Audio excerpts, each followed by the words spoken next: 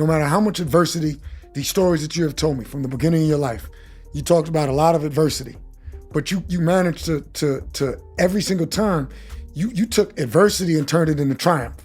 And then you continually give that credit back to God. Obviously, you're a God-fearing man. You keep saying it was God's plan, so you understand that. So you said, okay, the next day you call Kasim Reed, who's the mayor, you helped him get in there. That's how you got into politics. What are you doing now in politics? Let everybody know that's out there listening to you. What you doing now? Because this is critical now. This, something's coming up in November. You gotta let them know. Yeah, so I'm running for city council, post 3 at large. Everybody who live in the city of Atlanta can vote for this seat.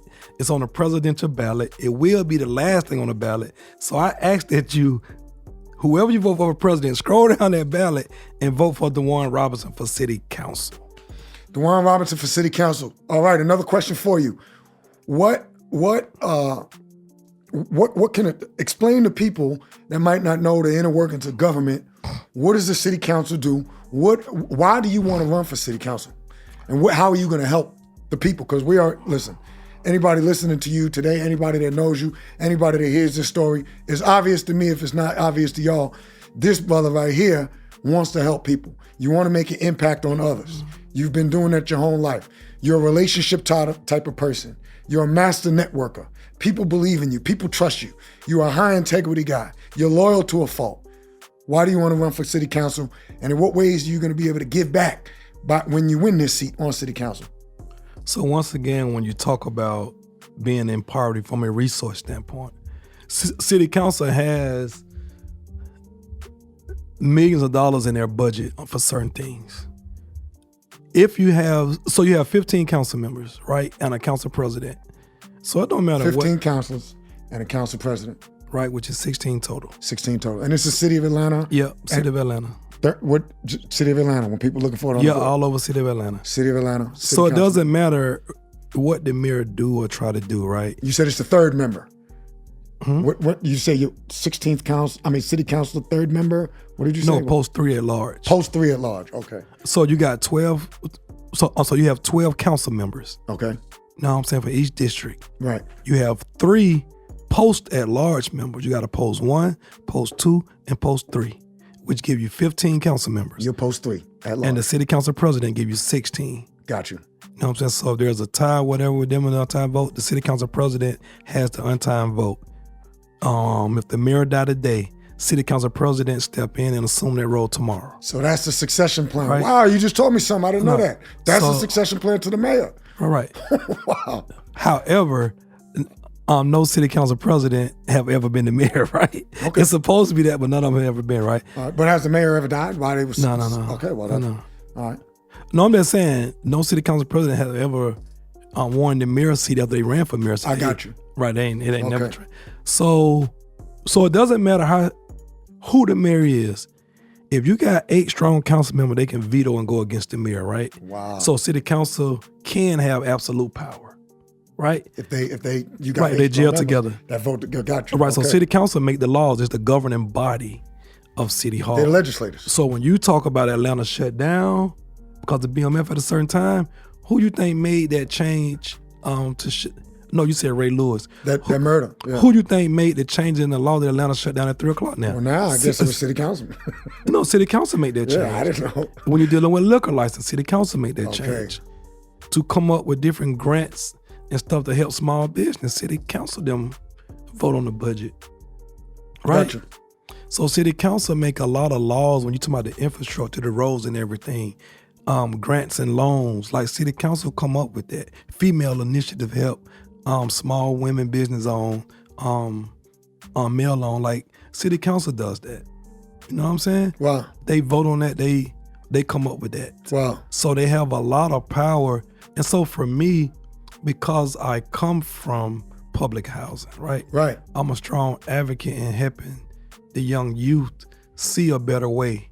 Like we got Microsoft and Google here in Atlanta, right? Right. But nobody's going to them saying, hey, what about these young black kids? They need jobs. Forget about laptops. We don't want you donating no daggone laptops. The 2 biggest tech companies in the world is right here.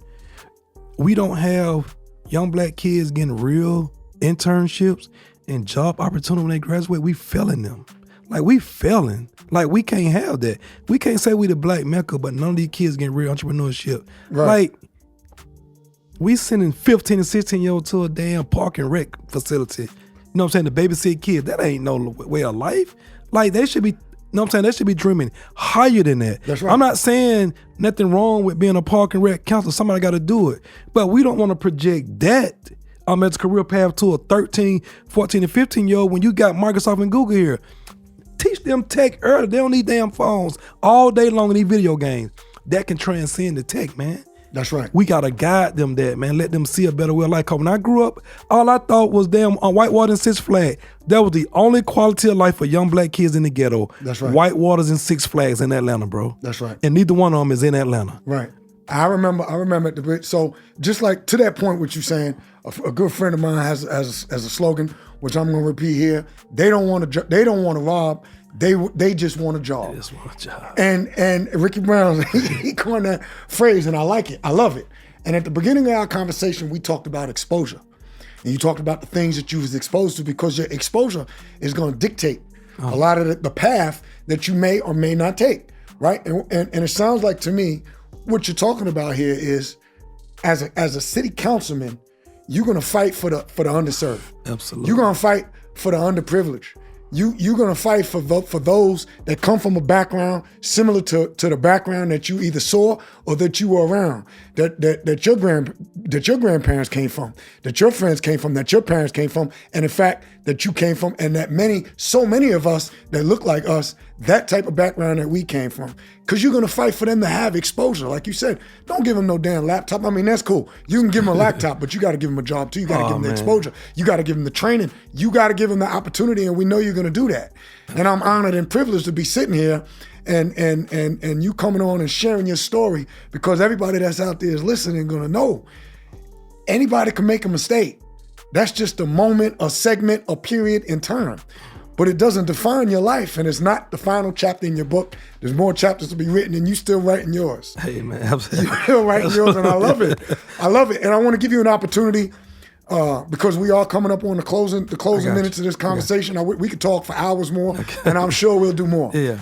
But I want to give you an opportunity to say, some final words to tell people where they can find you, how they can help you, how they can donate, when they got to vote, who they're going to vote for. Because I think you said city council, third post at large, but just give you another opportunity to say some words in closing, words of encouragement, words to let people know that, wherever they've been, wherever they at, the story ain't over. Keep writing that story.